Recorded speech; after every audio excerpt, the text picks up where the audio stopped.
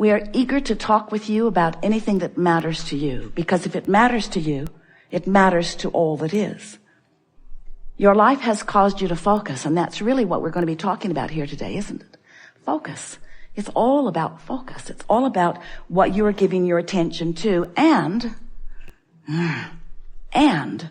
what you are giving your attention to in vibrational relationship to how the source within you feels as the source within you gives its attention to what you're giving your attention to.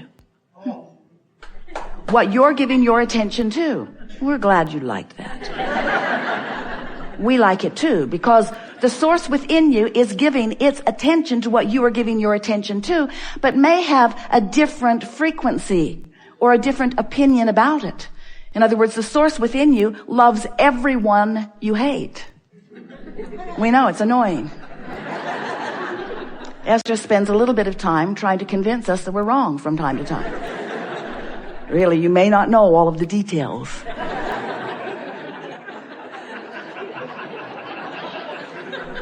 But the source within you is aware of what you're aware of and has a frequency that is being offered, and we want you to know it's the dominant frequency. It's the frequency that will survive your physical death.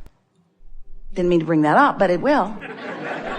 It will survive. That leading edge part of you will survive when you reemerge into non-physical. And so we just want you to know that you can have your blending with that right here, right now, on the subjects, in the conversations, in the moments that are most important to you, right here, right now.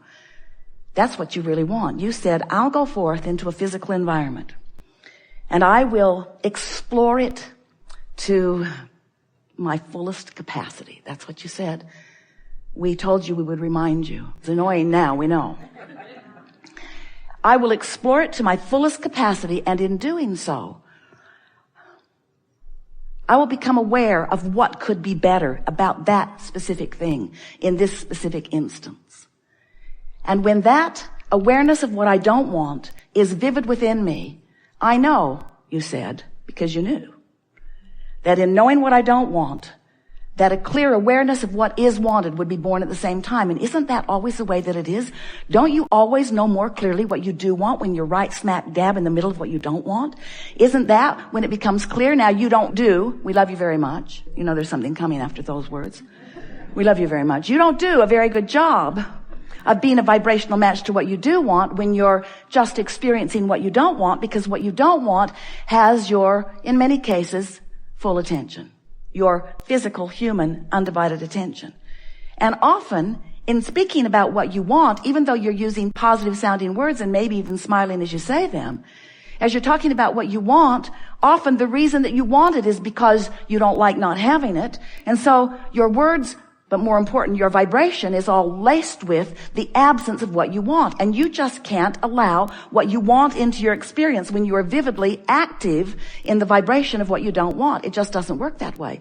And you can't speak enough words or pull enough strings or influence enough people through your pulling of strings and offering of words to buck your own current. And it is your own current that we're talking about here. The current between you and you. The vibrational alignment or resistance between who you really are and who you're letting yourself be right here, right now, in this moment of the emotion.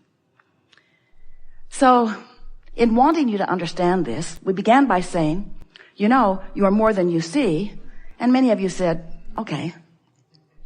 And then we said, and you create your own reality. Seth coined those words, and many of you said, yes. And then you said, yes.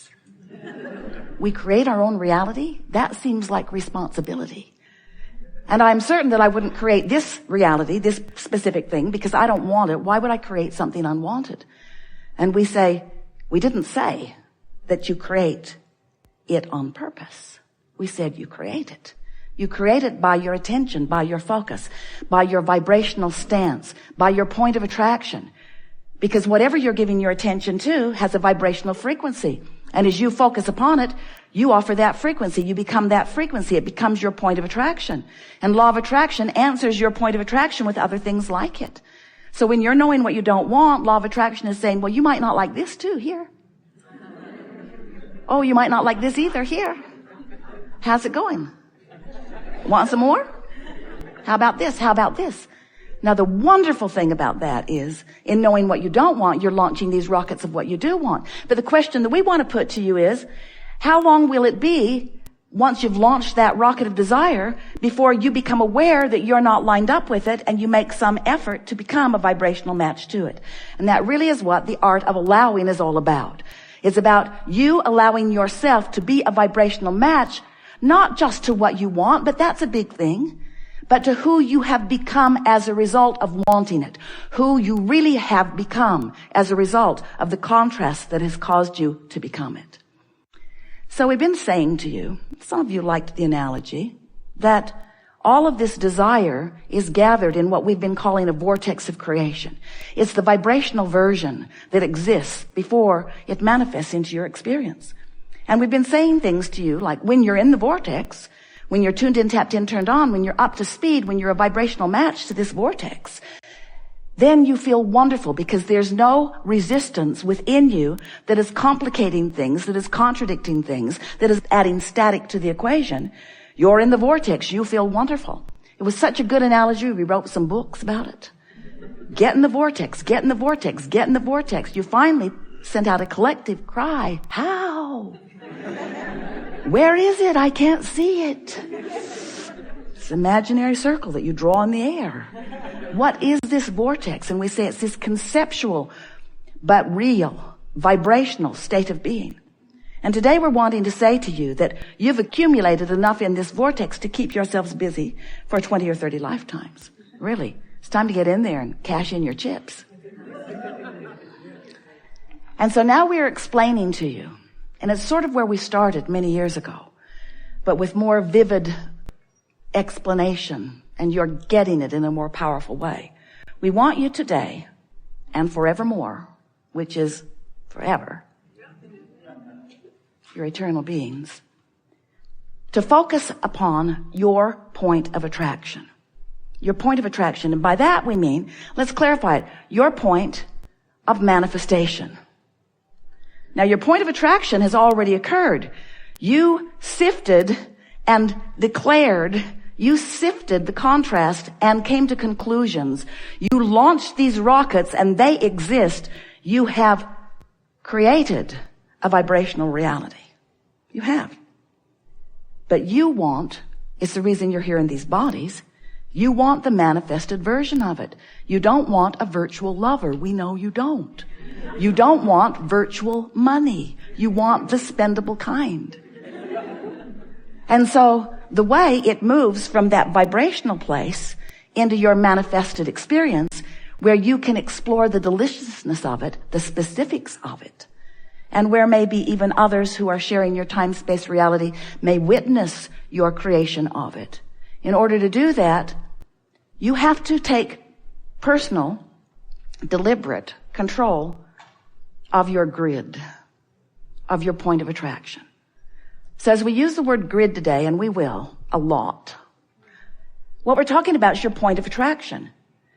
And your point of attraction is happening all the time, whether you know that it is or not. In other words, whatever you've been giving your attention to, you've offered a vibration about, and as you offer a vibration about it, law of attraction makes it easier to offer more vibrations about it. A belief is just a thought you keep thinking.